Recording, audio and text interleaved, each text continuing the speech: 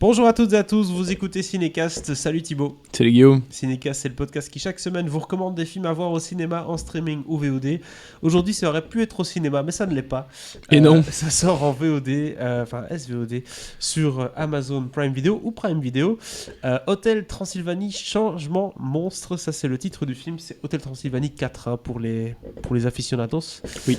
Film que tu... T'as vu les précédents, je pense, Thibaut, on en avait parlé dans le podcast à Ah ouais. l'époque. Ouf, je me souviens pas qu'on en ait parlé, mais Oui, je pense qu'on en avait parlé. je sais que j'en ai vu 2, j'ai pas vu le troisième, qui vient d'être disponible sur une autre plateforme de streaming dont on ne va pas citer le nom ici. Non. Pour une fois. Hein. Un logo rouge peut-être. Ouais. Mais du coup, j'ai pas vu le 3, et là je suis passé directement au 4, qui effectivement était un film Sony, qui n'est plus... Enfin, si, ça reste Sony qui a fait le film, mais qu'ils ont revendu à Prime Video. Voilà, donc c'est un Prime Original. Un Prime Original, vous l'avez compris. Entre guillemets.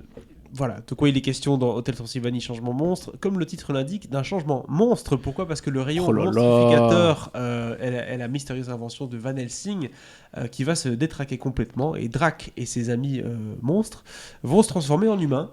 Et Jonathan, par contre, va devenir un monstre. Et donc, sous leurs nouvelles apparences...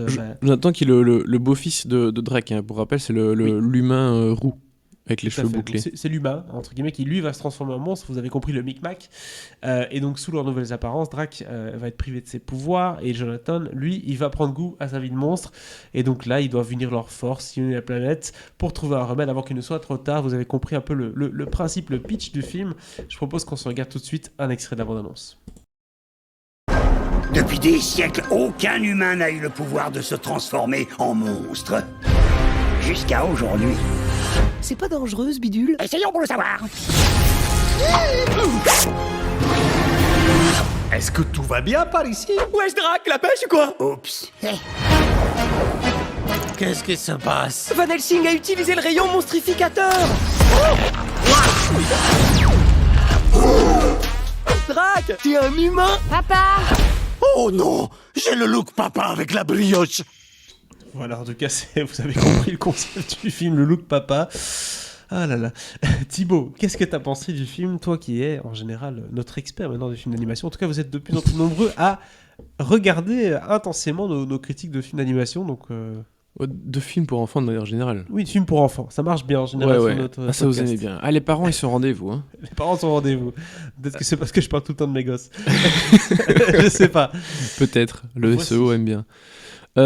Écoute, de base, bien que j'ai dit que j'ai pas vu le troisième volet de la saga, je suis plutôt amateur de la franchise Hôtel Transylvanie, qui a des chouettes personnages. Bon, déjà, le premier avait cette idée de la fille de Dracula qui se met en couple avec un humain. Et forcément, cette situation joue dans toutes les suites où Dracula, évidemment, a du mal avec le fait que son beau-fils, qu'il aime bien, hein, c'est pas ça, mais soit un humain, et donc, c'est pas un monstre, c'est pas complètement la famille, malgré le fait qu'ils aient des enfants en plus, parce que c'est dans le deuxième, je crois que c'est dans le deuxième, ils ont des gosses, et... Ça sent le pitch du deuxième, ça, tu vois. Ouais. Mariage, hop, la famille. Et donc, Dracula a toujours eu un peu des problèmes avec le fait que son beau-fils soit un humain. Et c'est encore un enjeu ici, parce qu'en fait, Dracula, il fait une grande soirée dans son hôtel, et il va annoncer il dit qu'il va faire une grande annonce. Et puis finalement, cette grande annonce, c'est censé être le fait qu'il va se retirer et laisser son hôtel à sa fille, et donc son gendre. Je dis son beau-fils, son gendre, hein, c'est quand même plus correct. Et puis, il voit son gendre et il voit bien que c'est un petit rigolo. Est-ce qu'il est vraiment capable de gérer un hôtel aussi emblématique ? C'est ça. Il se ravise et finalement, il annonce un truc tout pété, genre oui, on va agrandir l'hôtel, on va refaire les toilettes. Super, c'est ça que tu nous utilises depuis des heures. Ça nous fait une grande annonce pour ça. Ouais. Et donc, ce qui fait que Jonathan va essayer de devenir un monstre, hein, pour essayer d'être un peu plus de la famille. En tout cas, pas un humain, hein, on se comprend. Et voilà, et le truc va bugger. Et... Enfin, en fait, c'est juste que t'as un switch, en fait, sur le rayon, t'as un switch, t'as fait genre humain ou monstre. On l'a vu dans la bande-annonce. Et Dracula devient un humain. Donc ils ont vraiment switché l'un et l'autre. Ce qui est. Ça me rappelle un film que j'ai vu récemment. Ce qui ne règle absolument rien, évidemment, comme problème. Donc Oui. voilà. Et puis tout le monde va se demander, mais tiens, qu'est-ce qui se passe ? Où est-ce qu'ils sont, tout le monde ? Et donc ils doivent partir à l'aventure pour régler ce petit problème de personnalité. Donc voilà. Ça, en général, le switch de personnalité, c'est pas un mauvais atout du cinéma, enfin un outil qui a été utilisé Non. et réutilisé, on est bien d'accord. Oui. Mais quand il vient s'ajouter à une franchise existante, ça peut être pas mal en fait, ça peut être sympa. Ça peut être sympa. Et l'idée dans l'absolu, je la trouve pas mauvaise. Mais je trouve que c'est un film qui manque un peu d'inventivité et surtout qui est pas très très passionnant.